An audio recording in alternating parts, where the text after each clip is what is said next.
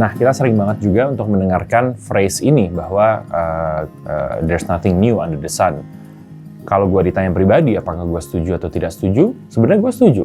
Gue setuju bahwa ketika kita berada di industri kreatif, kita sering sekali merasa bahwa, kita harus menjadi inovator, kita harus menjadi inventor, kita harus melahirkan karya-karya baru yang belum pernah dan tidak pernah dilihat atau diketahui oleh siapapun di dunia ini. Pertama, itu adalah sebuah arogansi, bahwa kita merasa bahwa kita adalah Tuhan, di mana kita menciptakan sesuatu yang tidak pernah diciptakan atau tidak pernah dilihat sebelumnya oleh siapapun.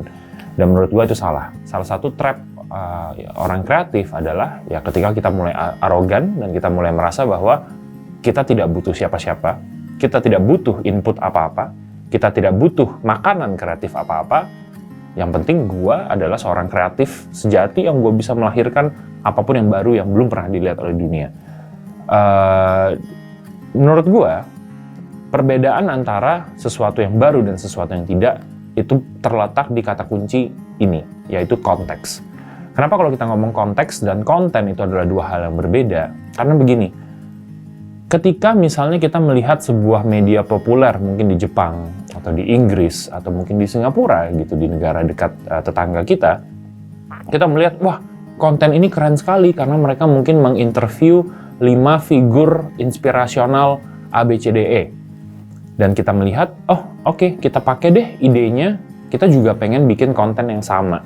Kita ambil juga 5 inspirasional figur di Indonesia ABCDE, tapi kalau konteksnya disamakan dengan konteks Singapura dan media itu, disitulah terjadi yang namanya plagiat atau copying. Tapi ketika kita menggunakan, maksudnya kita mengerti kenapa media ini di Singapura, di Melbourne, di Jepang, atau bahkan di Inggris melakukan konten dan strategi seperti ini, karena konteksnya adalah ABC, itu yang harus kita pelajari. Bukan kontennya, bukan desainnya, bukan style fotografinya. Nggak apa-apa kalau kita terinspirasi dan belajar, dan itu menjadi makanan kreatif kita. Tapi kita harus tetap menyadari bahwa apakah konteksnya sama dengan apa masalah yang ingin kita pecahkan di dalam limitation yang kita punya, di dalam kotak yang kita punya, di dalam market dan audience yang jauh berbeda dengan audience Jepang, audience Melbourne, audience Singapura. Apakah konteks itu bisa kita pelajari dan kita terapkan, tapi outputnya berbeda?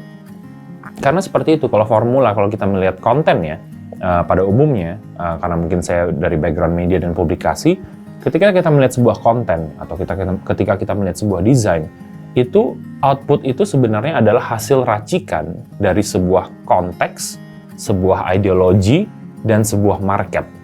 Jadi ada 3 elemen yang tercampur sehingga menjadi sebuah konten yang mungkin sering sekali kita lihat hanya di sosial media, tapi kita tidak mengerti konteks dan racikan-racikan ini yang ada di belakangnya.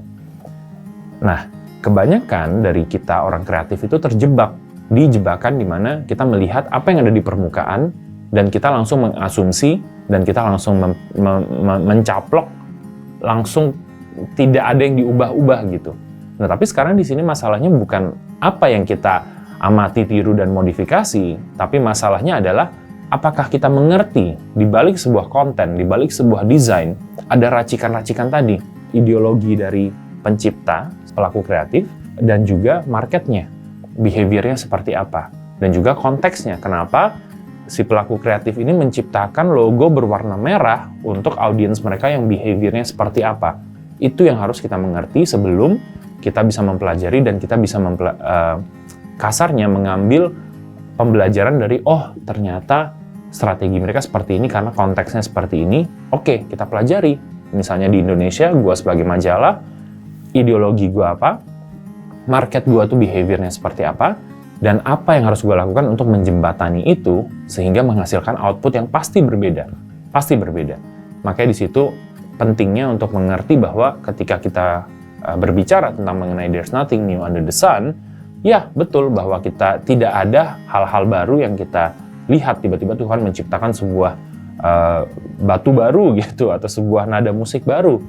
Tapi perbedaannya adalah bagaimana caranya kita dengan tantangan zaman sekarang dan apa yang kita punya dan miliki di sekitar kita, kita bisa menciptakan sebuah hasil karya kreatif yang sangat-sangat efektif, sangat kontekstual, dan berguna untuk memecahkan masalah yang audiens atau pembaca kita miliki.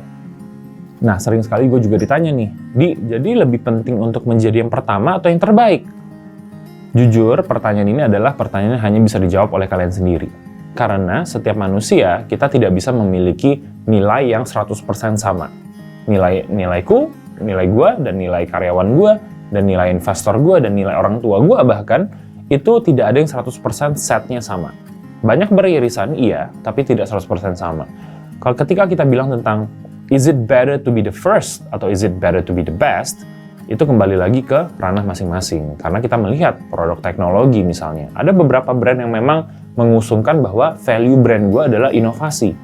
Tidak salah, karena memang banyak sekali market yang lebih mementingkan inovasi dari misalnya kualitas. Contohnya, ada juga beberapa brand teknologi yang mungkin memang nggak apa-apa deh, gue nggak harusnya jadi yang pertama.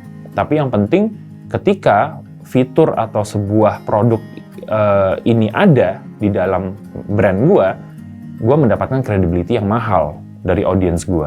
Jadi kembali, dan memang ada beberapa audiens yang memang, ya gue nggak harus jadi yang pertama punya fitur ini, misalnya. Gue nggak harus jadi yang pertama untuk punya produk atau handphone atau TV atau laptop ini. Yang penting gue tahu ketika gue membeli produk ini dari brand tersebut, kredibilitas dan kualitas yang gue cari. Bukan inovasi. Tapi kan apakah berarti itu salah? Tidak juga. Karena memang kalau value gue berbeda, misalnya value gue adalah gue nggak harus jadi yang pertama, yang penting ketika gue membeli sebuah produk, gue tahu itu adalah produk yang berkualitas, paling berkualitas, dibandingkan dengan teman gue misalnya yang memang mencari, oh gue mau jadi yang pertama untuk mencoba fitur ini, untuk yang punya produk terbaru ini, walaupun sering rusak misalnya. Tidak salah juga, itu adalah value dia. Kembali lagi, kita harus mengerti siapa diri kita, apa ideologi kita, dan siapa market kita. Untuk memutuskan apakah gue harus menjadi brand yang mengutamakan being the first, atau menjadi brand yang mengutamakan nggak apa-apa kok, kita nggak harus kejar-kejaran, kita nggak harus selalu pressurizing ourselves untuk menjadi yang pertama, karena itu mungkin bukan value brand kita, atau mungkin value pribadi kita. Jadi, jangan khawatir, tetap cari jati dirimu sebagai kreatif sejati, dan pikirkan, apa gua itu pribadi kreatif yang seperti apa, dan apa yang works for me, dan apa yang works for my audience, dan itulah yang harusnya kita asah. Trust me, akan sangat melelahkan ketika kita tidak bisa menjawab pertanyaan itu di depan, karena ujung-ujungnya kita akan berkejar-kejaran dengan sosial media, dengan tren yang ada, bahwa oh, ketika semua orang masuk ke platform yang baru, berarti gue harus masuk juga. Padahal mungkin tidak harus sebenarnya gitu. Jadi kembali lagi, cari jati dirimu, temukan audiensmu seperti apa, dan asah di situ.